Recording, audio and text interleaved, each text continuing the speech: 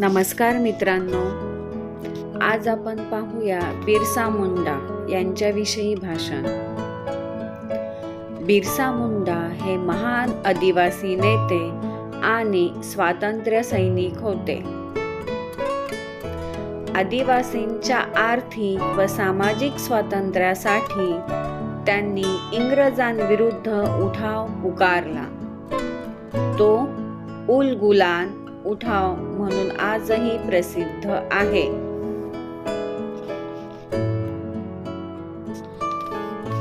बिरसा मुंडा यांचा जन्म 15 नोव्हेंबर 1875 रोजी झारखंडमधील उलीहातू येथे झाला. शिक्षणाबरोबरच बिरसा यांना संगीत व नृत्यातही विशेष रस होता.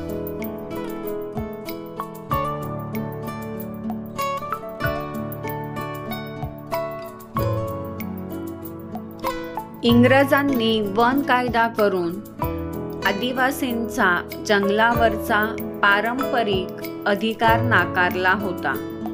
त्यामुळे आदिवासींमध्ये इंग्रजांविरुद्ध असंतोष निर्माण झाला.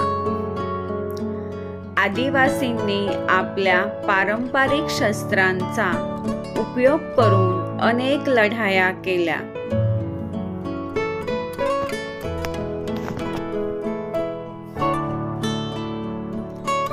1898 मध्ये एका नदीकाठी झालेल्या लढाईत सुमारे 400 आदिवासी क्रांतिकारक शहीद झाले. आपल्या 25 वर्षाच्या आयुष्यात बिरसा यांनी आदिवासी समाजाला संघटित केले. ब्रिटिश सत्तेविरुद्ध वेळोवेळी लढे पुकारले.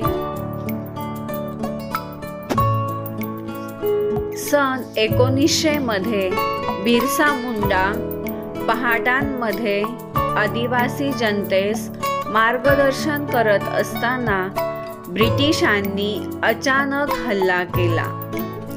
भीषण लढाई झाली. बिरसा मुंडा यांची तुरुंगात रवानगी करण्यात आली. तुरुंगात त्यांच्यावर अत्याचार करण्यात आले. 9 जून 1900 रोजी त्यांना तुरुंगातच वीरगती प्राप्त झाली.